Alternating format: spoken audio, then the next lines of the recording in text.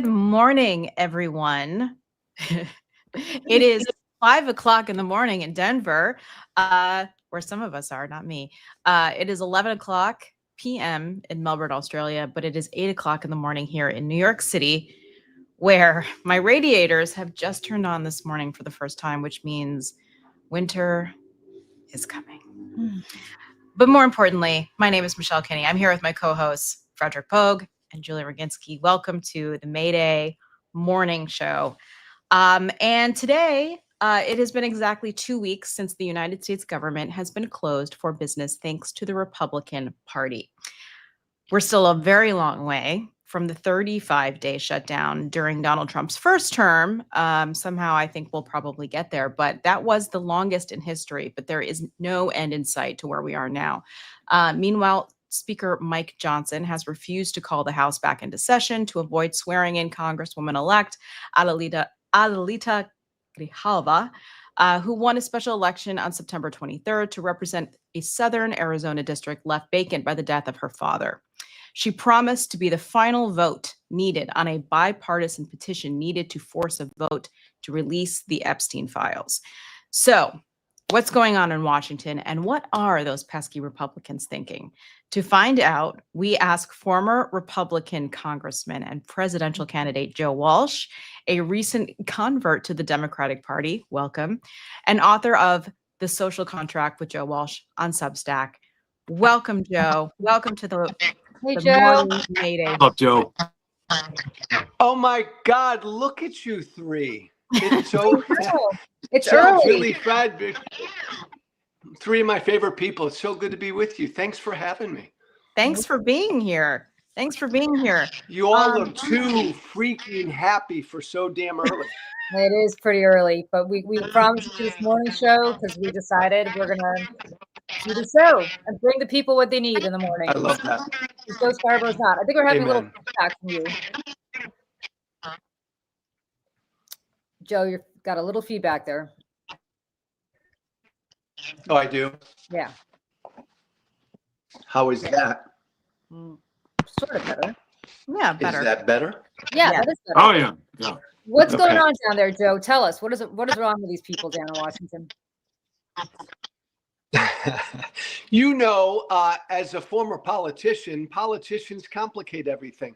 This hasn't been complicated from the beginning. My former party runs the entire federal government. The entire federal government is shut down. So who's responsible? It's fairly obvious from the beginning, guys. You know that Republicans have needed 7 Democratic votes in the Senate if they want to compromise on something. I don't think they've ever made any effort to compromise on anything. I don't think they care. I don't think the thing is shut down. I really don't. I think we're having a little Wi-Fi problems with you, Joe. So I'm going to just pick up where Joe left off. I mean, some of this is about the government shutdown, but I think some of this is about like nihilism, right? They're just not interested in governance. Well, Julie, that's part of it. And when I was in Congress, that's the kind of Republican I was. There was a little bit of nihilism there, and the shutdown didn't bother me back then. But Republicans have claimed that this shutdown bothers them. This was a fight that I worried that Democrats maybe shouldn't engage in. Fight Republicans on every other front because Trump is so screwing up the economy in the country. But I've got to acknowledge I was wrong. The Democrats have held firm. They've been unified in this extending healthcare coverage message. And I think Republicans privately are panicking because of it. I have to wonder how much of this is being directed from the White House, right? And do you serve with Mike Johnson? Like, is he his own man, or is he just taking orders from down Pennsylvania Avenue and he's just going to do whatever the president says? And the president just likes to fight. He doesn't actually want to govern and use this as an opportunity to screw the people he wants to screw, right? Look, we've all said it, but it's true. right? My former party is a cult. The only Republican who's kind of their own person, and this is so weird to say, is Marjorie Taylor Greene, who speaks her mind, right? And is her own brand, right?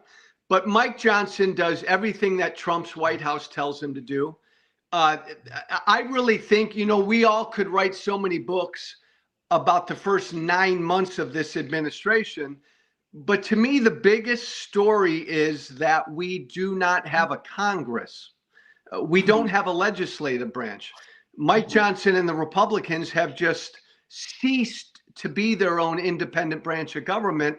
They, in essence, work for the President of the United States. Now, that's a really, really scary thing when it comes to checks and balances and, those notions of separation of power and all the rest. We just don't have that shit going on right now.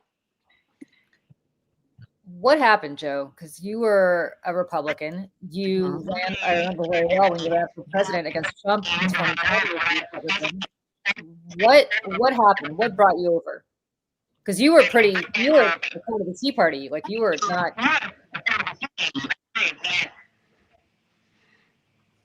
Yeah, I was, hey, Julie, I was no moderate Republican. I know you were. I was no rhino. I was no squish. I mean, I was no establishment Republican. The establishment Republicans despised me. I was Mr. Tea Party, primarily because I feared government tyranny. I feared a big government, a big oppressive government. Julie, I remember when Barack Obama was president, if he even thought about writing an executive order, like if he even thought about grabbing his phone or his pen, me and my fellow Republicans would go bananas. We'd go crazy. Now, the party, in essence, is beholding to the very tyrant that we said we all feared. So, Julie, I guess that was it. I was Tea Party. I still, even though I'm a Democrat, I'm still Tea Party in my soul. But Tea Party became MAGA. And MAGA is all about a big authoritarian and using government to go after your enemies. And I just couldn't go down that road. I remember, and I think I'm correct here. I remember watching in real time your reaction to Trump's meeting in Helsinki with Putin. And I remember watching your reaction in real time on Twitter, sort of connecting the dots and being like, oh my God. And here we are today having this great conversation. What has life been like for you since then? Like, how much has your life changed since you saw the light? Well, Michelle, by the way, that's so cool because that Helsinki meeting in 2018, that was my final straw. So when that happened, I went on my radio show that night and Fox News that night, and I said, that's it. This guy's a traitor. That's the most disloyal thing I've ever seen a president do. I went on and on and on. I said, I'm going to do everything I can to help defeat him. The minute I did that, Michelle, I took a blowtorch to my career. Fox News called me and said, you're dead to us. I lost my radio show. I lost any chance of ever getting elected as a Republican again. I basically destroyed my life. And we talk about, Michelle, Julie, Frederic, why other Republicans didn't do what I did. Well, because they like their lives. They don't want to give up their lives. They don't want to. I think we're losing you, Joe. You should leave and come back. Okay. I will say while Joe comes back, I don't know what happened in Helsinki. That was the meeting with Vladimir Putin where Trump said that he trusts the Russian president, who's really an authoritarian dictator, more than he trusts our own intelligence services, who of course said that Russia interfered in our elections. And if you want to know more about that, please go to my Substack and read Yeah. my active measures series with Ogle Outman. But we're on we just finished chapter 12, just to tell you how much they interfered. And I don't think there's an end in sight for when we're going to be stopping the writing of 3,000 word, 5,000 word weekly essays on this. But I will also say that what happened in the Helsinki meeting is so interesting as to what Joe was talking about, because Putin speaks a little English. Now he speaks more English than he spoke back then, which is why he was take that 10-minute ride in the Beast in Alaska. But what he didn't do then is he wasn't on his own. Let's bring Joe back in. Yep. You're back. I'm sorry, guys. That's okay. So much Does better. this work? Better. Great. Yes. So much better. I'm just reminding people what happened in Helsinki that made you go ballistic. And just to finish that thought, there was an interpreter there, an American interpreter. And I think it's the last time somebody brought an American interpreter to a meeting with Putin. And Trump took her notes and confiscated them. Yeah. And I hope to God, and the one thing that I always wondered during the Biden administration is, did somebody in the Biden administration depose that woman and tell somebody in our government what was discussed between Vladimir Putin and Donald Trump? And if so, why don't we know that information? Joe, this is something that's been on my mind since that Helsinki meeting, and now Joe's gone again. But it's always stuck with me as to what they talked about. There's a woman out there who knows. Yeah. Yeah. So I don't know. I'm going to take him out and then see if yeah, there we go. Sorry, Joe's having technical difficulties today. I actually wanted to hear what he had to say. But you guys, going back to this shutdown, I don't think there's any incentive for Trump to open the government. And I think they're counting on Democrats to once again be the mature adults in the room and cave. People need to get paid, and air traffic controllers need to go back to work. The reason they have to work right now, they're not exempt employees, but they're not getting paid. So a lot of them are calling out sick and actually taking on second jobs where they do get paid. I honestly think part of it's a cover too. I mean, I think not just from the Epstein files, but with everything Trump's done with the tariffs, with where our housing market is, just all like the manufacturing's down 7 consecutive months in a row. I think really, I mean, if you go back to what many shippers were saying back in April and May, that if this wasn't resolved quickly, it would affect the holiday season. And it wasn't resolved quickly. So retailers are going to feel the hit coming up very shortly, because right now, I mean, even in my household when I was younger, parents are buying, they're looking at deals, they're looking for things to buy their kids and their families for the holidays, for Christmas, however you celebrate. So I think this is just like with the BLS report, when they revamped the entire year of Biden's last year of presidency in 2024, I think that's what Trump's doing. Is then if it's a prolonged shutdown, he can just attempt to, well, it's Democrats' fault. Like, everything was sailing, everything was going wonderful, but then this happened and it's Democrats' fault.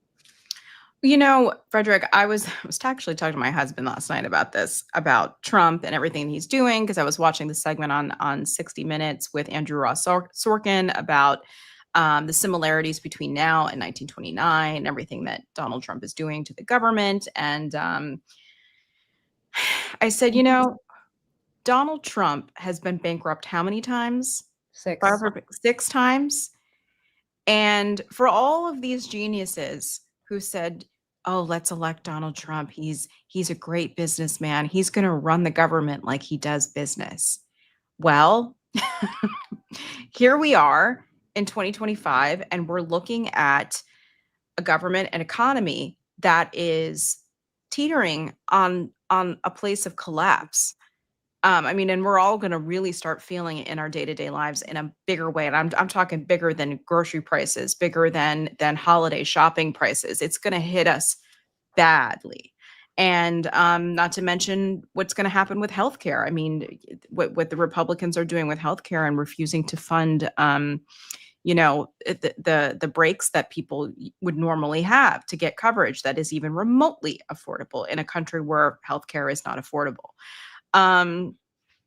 So it's, Donald Trump is a bull in a china shop. That is how he has lived his life. He's not a good person. He doesn't care about anything except for himself. He only looks at how this all benefits him. There is very much a feeling of, if I can't have America, nobody can. And so I'm just going to tear it to the ground. I'm going to set it on fire. And he's not a good person, and he knows it, and he doesn't care. And none of the people around him seem to give a shit either, which is great for all of us, Well, what I have to kind of wonder about is he's consistently saying he's going to impose 100% tariffs on Xi Jinping and China, and then he comes back a few days later, says, no, I'm just kidding, I have a good relationship with Xi, and then he comes back again and says, no, we're going to impose tariffs. At this point, I've got to wonder, and this sounds crazy for an American president to do, but we are talking about Donald Trump, is he manipulating the market? Yeah. Is he or people close to him, are they shorting stocks based on what he says? And then buying the dip, knowing that the dip is coming, and then short them again. I mean, I have to wonder why he would continue to have this seesaw policy towards China that is making everything unstable. Because if you're a manufacturer and you have to buy stuff, I mean, the Christmas stuff is already screwed because that stuff's already been bought. But if you're a manufacturer planning for 2026 and you need supplies from China, do you buy now? Do you wait to see if the tariffs go down? Do you buy now before the tariffs go up? You're a small business. You're in deep trouble. I mean, he exempted Apple, right? Because Tim Cook gave him a golden something. But with like a little trophy. He was but it makes no sense to have this seesaw up and down, up and down, up and down policy towards tariffs in China, and the markets are going up and down and up and down, buy, sell, buy, sell. Now I think the market's kind of priced in the insanity. But why? Like, is he telling his family to buy? I absolutely think you're right, Julie. I mean, I don't necessarily understand crypto or like what it is or how it works. But from my understanding, right, is like this is kind of what they're doing with crypto. Is they're fixing it and dumping things and putting money. I mean, it makes complete sense. And I mean, and crypto's not regulated, not really. And so, and they're making corruption part of the fabric of this country in a way that I don't think that we have ever seen, at least in our lifetimes. And my fear is that it's here to stay. And they're baking it into how this government works, how people do business, and the overlap with business and government in a not so good way, and certainly not honest way. Right. And here was a question. I mean, unfortunately I wanted to ask Joe, being a student being a student of history, one thing that I think that we can look at that I constantly try to get you two to look at is Caesar's commentaries on Gaul, which I think is always appropriate to every situation, whether it be dating or whether it be government shutdowns. So I'm just saying. What would Caesar have said about this policy towards China? He would say it's a grift, and he's obviously manipulating the market because Caesar, he wasn't a crypto guy. He was definitely much a value investor. Well, I think he's trying to tank the dollar because that way you put your money in crypto. And again, what we don't know, thanks to John Roberts, who has made everything Donald Trump does is in office 100% legal. And just really quick, I hope that anybody who thinks that had the notion that John Roberts is a legacy guy and was like going to try to do the right. I hope everyone has like got it through their thick skulls at this point that guy is no good and he's bad. He's bad, and so much of this is his fault. But yes, Julie. Worst Supreme Court ever, and I'm going back to Dred Roberts. It's Roger Taney for Dred Scott, not Dred Pilot. Oh, there you go. Well, you know what? Let's call him Dred Roberts because that's what he is.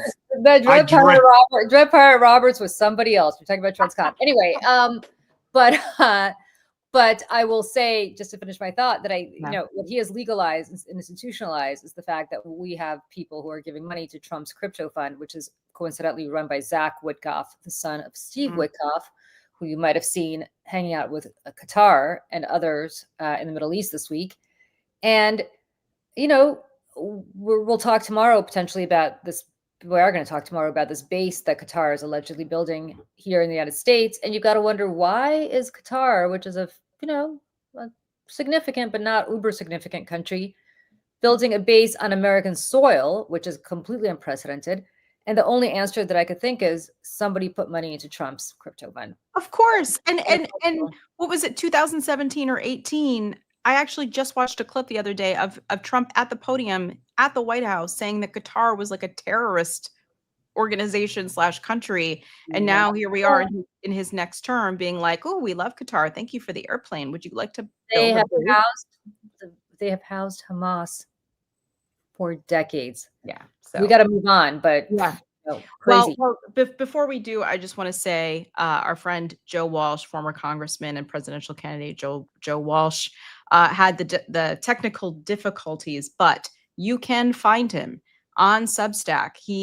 His Substack is called Social Contract, and you can find him on social media at Walsh Freedom, So, please go find him. We're sorry we didn't get a chance to talk to him for very long today, but hopefully he will come back. Yeah. And that's that. So there we go.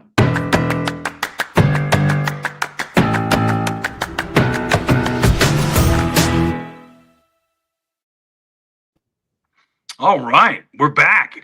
So, Julie, Michelle, do you remember a company called Dominion Voting Systems? I do remember Dominion Voting too. Right, yeah. They were at one heck of a payday, didn't they? Oh, they yes. did, because they were at the center of a vote rigging claims by President Donald Trump and his allies during the 2020 election. We know it as the big lie, right? That he somehow won the election.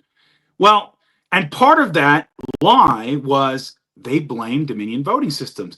Well, it got so bad because they kept doing it on Fox News, and Fox News had to settle for almost $1 billion.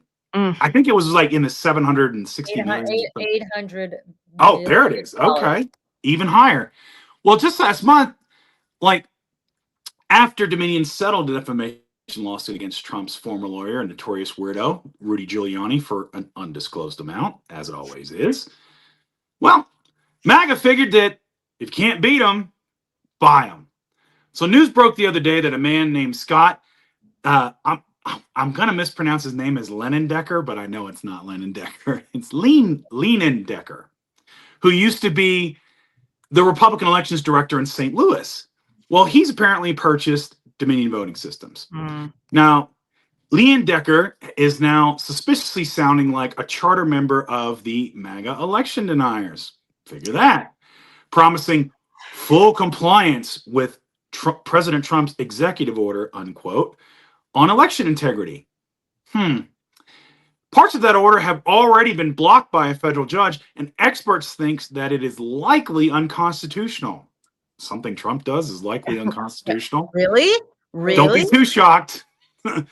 So, like MAGA, election integrity, unquote, activists, Lenindecker promised to facilitate third-party auditing of election systems, which we all know went swimmingly in Arizona when they tried that. But that's just a buzzword to Trump's base, who have demanded third-party audits to hunt for alleged voter fraud, which usually seems to be the MAGA that does the voter fraud when it's here and there. Right? Yeah.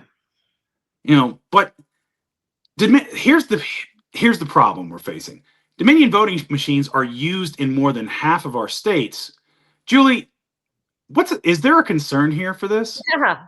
Yes. I mean, look, Dominion fought the good fight. They sued everybody who claimed that they were somehow, Hugo Chavez, who's been long dead, somehow, Dominion went through the ringer with Fox, with Rudy, with Newsmax. They also settled with Newsmax for like $60 million. So Dominion had a great payday of almost $1 billion from all these lawsuits. And now they've sold themselves to this guy for, God knows how much. And this guy sounds like he's reading from the Trump playbook. And, I hate to constantly be like Russia, Russia, Russia, but I will say in 2016, the Russians probed our voting infrastructure. They didn't change any votes, but they did probe, and they did get in there, and they were able to successfully see how things work. Well, why would you probe in 2016 if not to do something in 20 and potentially in 24? And even if they did nothing then, now you've got a guy who runs this election voting system.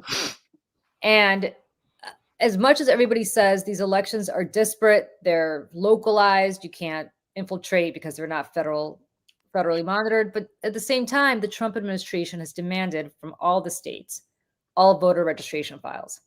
Some states have complied, some states have not. The Democratic states have tried to fight it. The Republican states said, go ahead, take everybody's information. Put all of those things together, and at the very least, they're showing no confidence in our election system, which is the core of our democracy, which is the core of what makes this country the United States of America. Yep. And I am very concerned. I'm not a conspiracy theorist and I'm not an election denier, but I would not be surprised if the next Republican won every swing state again and again and again. Listen, I'm going to fit myself for a little tinfoil hat at the moment, because I too do not identify as a conspiracy theorist or election denier. However, and I'm just going to say it, during the last election, Elon Musk was running his mouth all the time about, well, you can hack any computer. You can hack any computer. I mean, I don't know why people say that. You can, if there's a computer, you can do it. And then Donald Trump going on and on and on about, oh, Elon and those vote counting machines. He's the reason we won Pennsylvania. Donald Trump is not subtle. And he's always telling us what he's going to do, what he's already done, what he's thinking about doing, what he wishes he could do. So whether or not there was any funny business, I don't know that we'll ever know. Maybe there wasn't. Maybe I sound like a crazy person. But the fact now that we are in the next year and this election denying former Republican has bought Dominion voting system, which, Frederic, to your point, 27 states use this voting system. In a time when this administration is taking a baseball bat to every institution, every norm, every way in which we have conducted democracy over the last 249 years, we're in trouble. We're in big trouble. And they're already doing things. I mean, I remember when Kristi Noem took over, there was something with DHS and voting security or something else that they had put somebody else in charge of. And it's like, bye. We're not going to care about that anymore. I mean, they're doing it in plain sight. Well, and to your point, Michelle, you don't have to go full on, conspiracy, Watergate break-in style kind of thing, right? You can just have the appearance of right. You're doing something to depress voter turnout, right? The fact that we're even having this conversation, right? Is damning. And that's the whole point, right, Frederic? It is done to depress voter turnout. If you don't think your vote matters, you're going to stay home. Right. Mm-hmm. Absolutely. And I mean, or it could just be, even less nefarious stuff. You push out a bad update right before the elections and half the voting machines go down. And so then the lines are long on election day and people decide, you know what, I don't have time for this. And they leave the voting line because, they don't have mail-in balloting in those states. There's a lot of ways that you can, mess around with that vote tally. And as we know, depressed voting favors Republicans. Mm-hmm. Yeah. So it's just something to keep an eye on. And I don't think we should necessarily panic or think our vote doesn't matter. Of course, we should vote. And of course, we should do everything we can to turn out. If you live in Virginia or New Jersey this November, or in California, where there's an incredibly important ballot question on the ballot to hopefully get them 5 more votes, because the Republicans are continuing to do it. North Carolina's next. They're trying to gerrymander an already very gerrymandered map to pick up 1 more vote. So California, if you live in California, turn out and support this ballot measure. If you live in Virginia or you live in New Jersey, there are 2 gubernatorial races on the ballot. Please turn out to vote. But Dominion is used in California, I believe. I mean, that's one of the states. And so just something to bear in mind, something to keep an eye on. You don't see much of this discussion on mainstream media, which is why we're bringing it to you here. I think it's very important for us to talk about it. But we got other things to talk about. We're going to move on. But we're going to come back to the story because I think it really bears keeping an eye on. Amen.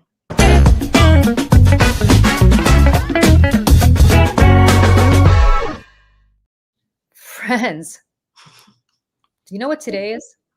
Is today George Floyd's birthday? It is. It is. It is George Floyd's birthday, and we, to the Floyd family, we wish him a happy birthday and are sending our thoughts your way. And we're so sorry, and we hope you have a peaceful day today. But in addition to it being, don't say the rest of it, Julie. Just don't say the rest of it. Well, you know, it's not just George Floyd's birthday.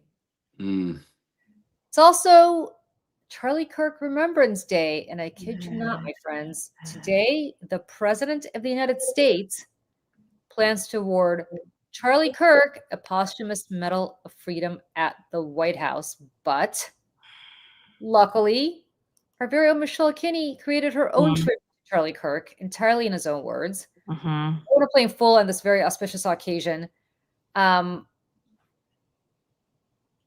Michelle, you made this video. I did. I did. Why is it important? What'd you do? Why'd you do it? So for anybody who doesn't know this, I'm the co-founder and I run all of creative and content at the Seneca Project. And after Charlie Kirk was murdered, after his death, you know, there was, as we all saw, everybody, you couldn't say anything bad about him. Oh, like, well, Charlie Kirk was kind of a bigot and he was an asshole and he was a racist and he hated women and this, that, and the other. Well, you can't say that. I mean, Matthew Dowd was fired from MSNBC as a contributor for saying something not controversial, saying the truth about who he was and why we should all pay attention and we should not rewrite history after his passing, as tragic and as awful as it was. Now, I sat down and I, you know, because of the content and the things that I produce, you know, both at Seneca Project and for the 4 years that I was at LP running creative there as well, I have just folders sitting on my phone of clips and content from different MAGA people and things like that, because there will come a time that I have to make a video and access these things quickly. And so I had a whole folder of Charlie Kirk things. And I got thinking, I'm like, you know what? I should throw these all into a video. But the thing is, and I dug deeper. I went and found more and more and more and more. The first version of this video was over an hour long because there was so much. And it probably could have been 2-3 hours long. But I cut it down to a few minutes. And it was really important to me that we made the case that we didn't add any of our editorial. We didn't add any of our color, any of our editorial and who we thought he was. We wanted Charlie Kirk to present himself in this video in his own words and in the words of one of his supporters, Scott Jennings, to make the case like, this is, if you don't believe us that he was a piece of shit human being, believe Charlie Kirk. Now, this is a few minutes long. I beg you, please do not click away. Do not look away. This is getting honored at the White House today, posthumously. Yes, he's getting it right. And again, I just want to be very clear about this video that we're going to show you. There's no editorial. There's no editorial. And nothing is taken out of context, because words like this cannot be taken out of context. Yeah. We don't say words like this. Yeah. And to the MAGA people who were all up into my comments for 2-3 weeks, we got this video got over 2 million views on Instagram. People are like, oh, well, this is taken out of context. I was like, no, if anything, adding more context made it worse. You just didn't have 5 hours to add Right, more. we didn't have 5 hours to sit here. So we're going to show this now. I'm going to hit play here. Again, don't click out. I really do implore you to sit, watch this, especially today while the White House is taking time, resources, taxpayer money to have a ceremony to honor this human being, this person with a presidential medal of freedom from the president of the United States. Let's watch. And I'll tell you one more thing that's on my mind tonight, and conservatives everywhere. The idea that people are saying, well, he was an extremist, or he was a racist, or he was a Nazi, or a misogynist, whatever. Charlie Kirk was a mainstream conservative Republican. He had views that are held by tens of millions of people, including more than half the country in the last election. If I see a black pilot, I'm going to be like, boy, I hope he's qualified. It begs the question, when you see a black pilot, you wonder, you say, I hope they are qualified. And in the spirit of affirmative action, we have Ramon and Cadillac are your two pilots. They've never flown before, but they are black. If I'm dealing with somebody in customer service who's a moronic black woman, is she there because of her excellence, or is she there because of affirmative action? I'm only here because of affirmative action. Yeah, we know. You do not have the brain processing power to otherwise be taken really seriously. The war on white people continues. You had to go steal a white person's slot to go be taken somewhat seriously. We are raising a generation of weak people like Simone Biles. LeBron James is a self-interested, narcissistic, and we know he's not very smart. You're representing your nation. You're selfish sociopath. Not very bright, not wise, not somebody of good character. She is a shame to the country. Blacks in America did not have the same rights they had today. Data shows they were actually better in the 1940s. Let's get loud for Kyle Rittenhouse. I'm also going to offer some context and some nuance about the death of George Floyd that no one dares to say out loud, which is that this guy was a scumbag. Remember what BLM stands for? Burn, loot, and murder. Now, does that mean it deserves to die? That's two totally different things. Of course not. Prowling blacks go around for fun to go target white people. That's a fact. There's no such thing as white privilege or racism. So Black people are allowed to talk about black culture in a way that white culture cannot. Black people can come up and say that there's a baby mama problem in black America, and white people are not allowed to say that. Oh, I just did. So what are you going to do, cancel me? Black people are allowed to say, black people are allowed to say. I'm a grown man, I got way black people are allowed. Skin color now gets their own summertime celebration. Oh, wow, look how far blacks have come. It has now become a racial complaining day. Thomas Sowell and Justice Clarence Thomas are far better black role models to celebrate than Martin Luther King. This guy is not worthy of a national holiday. There's a mythology around MLK that does not warrant the reverence that he gets treated with in America. We have a federal holiday to a guy that talked about race all the time. Kirk describes King as, quote, a bad guy. It's true. We celebrate the Civil Rights Act more than the American founding. The country made a mistake when it passed the Civil Rights Act. Also true. The Democrats are not lifting a finger to remember the well over 100 people that have died in Texas Hill Country. The death toll likely would not have been as high if it wasn't for DEI. Ketanji Brown Jackson is what your country looks like on critical race theory. You're gonna remove my appendix and you're a black lesbian. Ketanji Brown Jackson is an embodiment of the tyranny that we currently live under. She's an ideological, unintelligent, yet confident fanatic. Why does Kirk believe passing the Civil Rights Act was a mistake? Now, again, apparently they don't listen to the show because we do that at least once a week, right? So she wants to be the first ever black woman on the Supreme Court, yet she won't even admit that she's a woman. The transgender movement is an introductory phase. These doctors need to be put in prison to get you to strip yourself of your humanity. A Nuremberg-style trial to mesh with machines. Interestingly, I think there is an argument to bring back the MRS degree. Reject feminism. Young women need to get married at a younger age and start having kids. I'm studying sociology. No, you're not. We know why you're here. Submit to your husband, Taylor. You're not in charge. You will find a husband if you have the intent to find a husband. You got to change your name.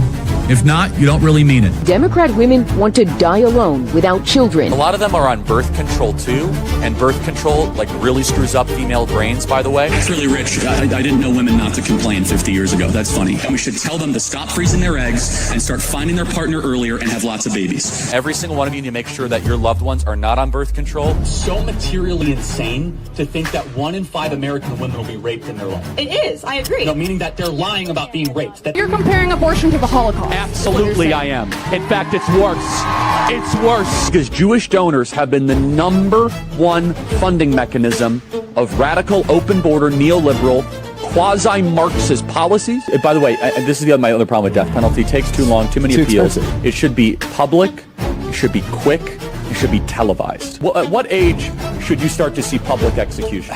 16. I think you could do it earlier. I think you maybe at age 12. I want to watch that execution. That'll make my day better. A lot. I mean, Joe Biden is a bumbling, dementia-filled, Alzheimer's, corrupt tyrant who should honestly be put in prison and or given the death penalty for his crimes against America. The Democrat Party believes everything that God hates. Like, we're dealing with maggots, vermin, and swine here. These are not good people. They're not even a little bit good. In fact, I know people that went to Haiti passively as like agnostic atheists, and they came back searching for Jesus because they saw like legit demonic activity. Kamala Harris wants to see the elimination of the United States of America. Democrat Party supports everything that God hates. There's not much you can do, folks. You have a government that hates you. You have a traitor as a president.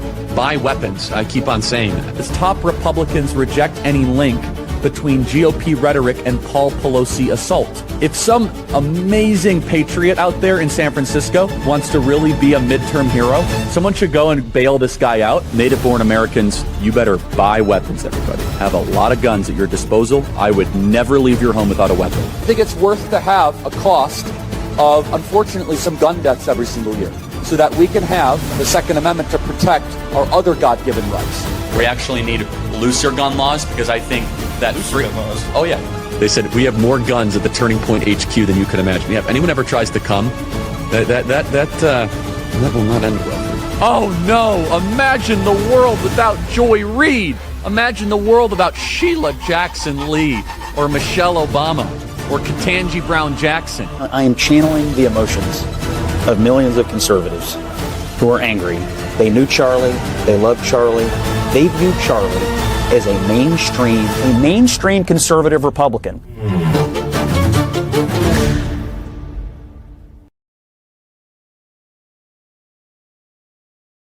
Well, I hadn't seen that in a while. Yeah, that's in his own words. That is not edited for content to make it look like he said something that he didn't say. Right. And Scott Jennings, who used to be my sparring partner on Abby Phillips' show and the rest of CNN until he became a little snowflake and I guess made a phone call because he doesn't like women debating him who stick it to him. So he no longer has people like me or Tara Setmayer or Catherine Rampnell or others who, stood up to him. Catherine went to MSNBC, but it's fascinating that he doesn't ever allow anybody on with him who will actually stick it to him. But that's who he supports. Mm-hmm.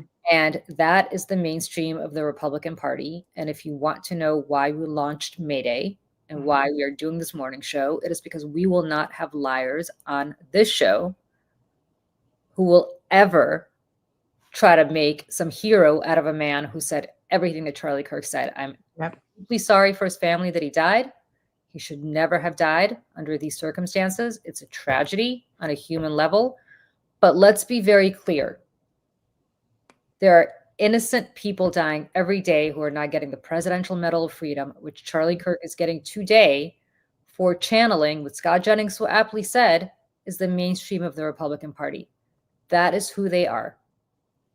And to be fair to Scott Jennings, I mean, I don't like having women stick it to me, but I come on here every day, Scott, and I take and you know what? I take my medicine. All right, toughen up, man. Come on now. Come on. If I could do this every morning, you can sit through one segment, Abby Phillips on CNN, and actually come up with some good debate proposals. Oh wait, no, you ain't got them because you in MAGA. Okay, sorry, my country came out. I apologize.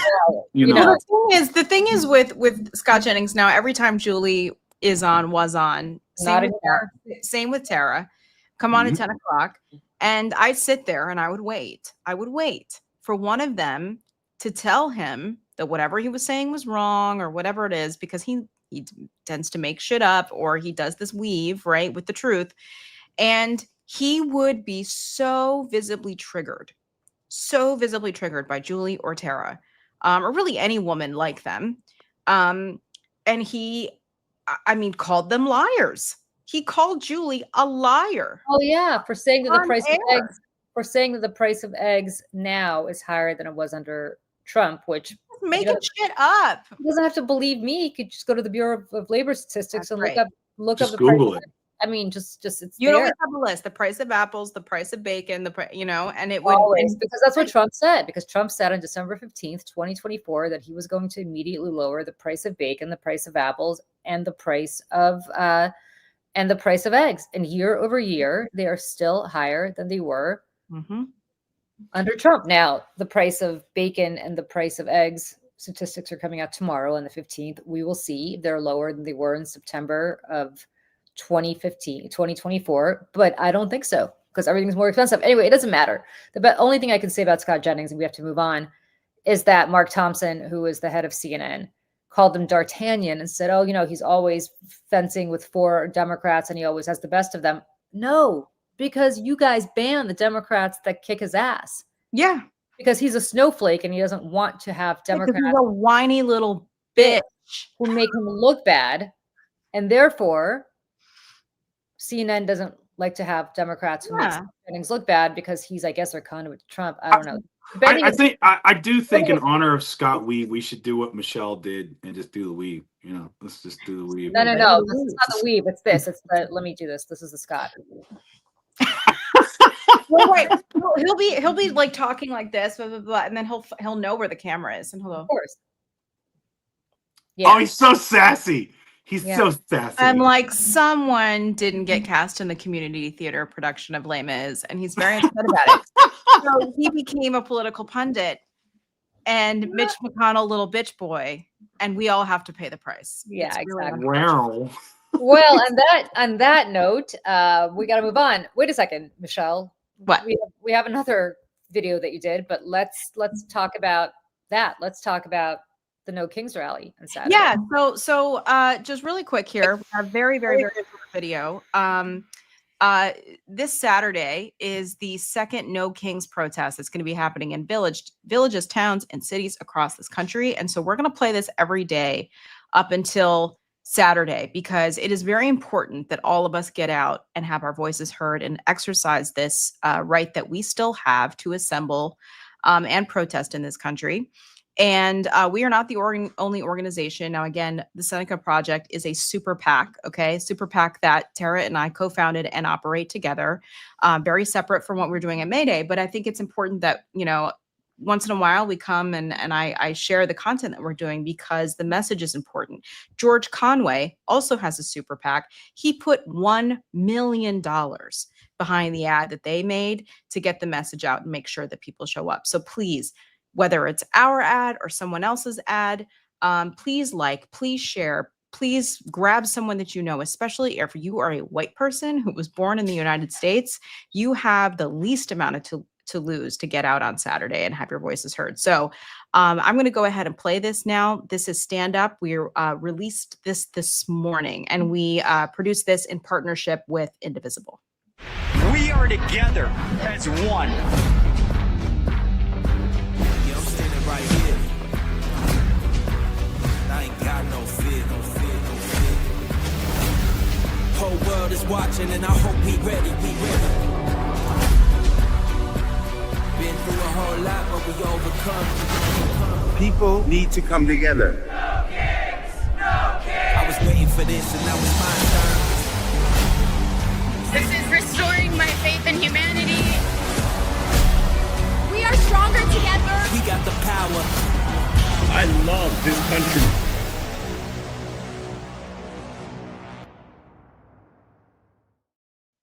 I love what I do. I love what I do. You're so You're so good. You really are. Thank you. Frederic, what are you doing on Saturday? Are you going to be out in Colorado? I mean, yes. There's a caveat. So I've recently gotten back on the dating apps, right? Okay. And I also have this really awesome couch. So I'm meeting a date at the No Kings rally. But I'm gonna call her and then kind of blow her off. So technically, I will be there in spirit. Does she watch the show? Well, I don't know. I mean, okay, so you've just ruined my plan, Michelle. My well-crafted, well thought out plan has been ruined. So now I have to show up at a No Kings rally. So please do. I hope you do. I hope you'll take pictures. I hope that you'll send them in the chat. Well, now that my plan's ruined, I guess I have to. Like, you know, so I've got to, you know, become a democratic citizen of America and show out for the country. Democracy is not a spectator sport, Frederic. They actually had a No Kings rally in Castle Rock the last time, so where I live. So not just Denver, they have them all over. So in all seriousness, you know, you may not have to go to a major metropolitan area. You could go to, you know, your local town might be doing a small one. And that's just as fine. The little rural Republican town that I grew up in had 1,000 people show up. Right. Yeah. This is the place that is represented by Elise Stefanik, if anybody knows who that woman is. And last time I was in Philadelphia for like the main one, I was with Malcolm Nance and Tara and Marcus Flowers. It was a great old time and always, you know, takes my breath away and I get choked up like looking around and seeing all the people. It's really wonderful. Julie, are you going to be going? Well, I'm going to try to find one in Pennsylvania, which is where I spend my weekends. We are going to be doing coffee and conversation as we always do every Saturday, 10 a.m. Eastern. And then after that, hopefully people can tune into that and then go and find a rally near them. There is one near me that starts in the afternoon. So I think we can do both. Fantastic. So I'm going to try to drag my family with me and, you know, we'll see if I succeed, but I'm definitely going to try to make it. And hopefully my son and my husband will come with me. Yeah, that'd be good. Well, we have a new segment, everybody. We are going to take turns every day talking about something that is on our minds. Each of us is going to take a moment to do that. Today, it's Frederic Poag's turn. We have no idea what's on his mind. He's going to surprise us along with everybody else. Well, so again, you all know I'm a student of history, and Pete Hegseth has recently been on this kick of just he's really obsessed about appearance and height and weight standards, right? And so even though Trump's absolutely, I'd say, unconstitutional and probably illegal if we actually had a Supreme Court, of sending the Texas National Guard to Illinois recently, which I think they're camped like an hour outside of the city. They're actually not in Chicago, logistically. But, well, there was some posts and videos going around that showed like some of these guys from, you know, National Guard, Texas, are pretty big boys. And apparently Pete Hegseth was really upset about that. And I guess he thinks the National Guard's like central casting. So he's reportedly, according to The Hill, asked for more fit National Guard. Are you kidding me? No, it's in The Hill. Like apparently. No fatties. Yeah, basically that's what it is. And it was interesting because you know, being a historian, I dug up a letter from an East Tennessee. And for those of you who don't know, East Tennessee actually tried to secede from Tennessee. They wanted to, a lot of people remain loyal to the Union. And I have a letter from a guy named Cletus Johansson, who served with a unit in New Jersey. He went all the way up to New Jersey. Wow. He served with a unit from New Jersey. And he writes, and so this reminded me of this. He's like, "Dearest Ophelia, I'm serving with the fine men from New Jersey in a township that I can't pronounce." Oh, I can pronounce it. What is it? It's called Jersey Township, and it's probably not there anymore. And he says, "I don't understand why they get so upset when I refer to where we're at as Central Jersey. It's something that seems to anger them to no degree, but their victuals are okay, even though it's obviously a pork roll that they've served me for breakfast, and they refer to it as a Tyler ham, which seems unnecessary to me. Taylor Oh, Ham. what? That's what he wrote. I'm just telling you. Like, Tyler? Who's Tyler? don't get mad at me. This is Cletus Johansson. Cletus Son. Johansson. It's son. It's a little bit country, a little bit Sweden. Go ahead. But yeah, I mean, but that's but apparently I looked through this letter, nothing about height and weight standards. They were happy to have them, Well, I gotta be honest with you. The dig at Central Jersey aside, which of course exists, if you believe, and I know because I grew up there. Look, like Pete Hegseth is a showman. The only job Pete Hegseth did not get fired from, and the only job that Pete Hegseth made a lot of money in was being on Fox. Yep. Listen, you want to talk about somebody who didn't get cast in the community? Oh yeah, production of Les Mis. It's Pete Hegseth. Yeah, and so he drank himself into oblvion and became a Fox News host. Right, and while at Fox, among other things that he did, he was in an axe throwing contest on 48th Street where he almost murdered somebody on 6th Avenue because he threw that axe a little bit. A poor little drummer person. Yeah. So what I would basically say is that it's all performative. It's all bullshit. None of this matters except to the people who are serving to defend us and to all of us who rely on them to defend us. I mean, right. It's very similar to the Charlie Kirk video that you played, Michelle, because the reality is that they don't want women. They don't want people of color. They want what they want. I mean, they want white, young men who they think are fit and whatever, because Pete Hegseth can do 50 push-ups, and so therefore he thinks he's some sort of warrior. I mean, listen, we've talked about this before. I have been drinking with Pete Hegseth. I've gone drinking with Pete Hegseth. If anybody in the Army drank that much, I'd be really worried about our safety. And I mean, this is who he wants them to emulate. Not to mention, I mean, well, he was also, I mean, his fellow National Guards people flagged him as an extremist because of the tattoo that he had on his body. And so after January 6th, when the National Guard was deployed to Washington, D.C. for Joe Biden's inauguration, he was not allowed to serve. And these extreme views, Julie, to your point about no women, no this, no Black people, we only want white people, all of his views were part of the package of why he was told to sit his ass down and away. And if you look at the propaganda posters that are being put out by the federal government right now, trying to recruit for different parts of the government, they look like Aryan Nazi propaganda posters.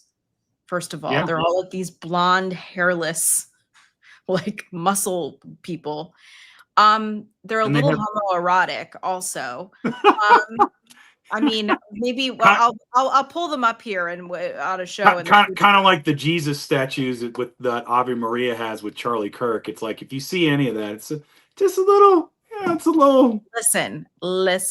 But to at the point of central casting, that's all that Donald Trump has ever cared about as well, is the appearance of things, not what they actually are. It's gilded. He has a gilded worldview. And Pete Hegseth fit the mold, even though he is probably the least qualified person to ever serve as Secretary of Defense. I will not say War Department. Well, which brings us to a question that we will leave you with. Because it's time to go. But I would say this.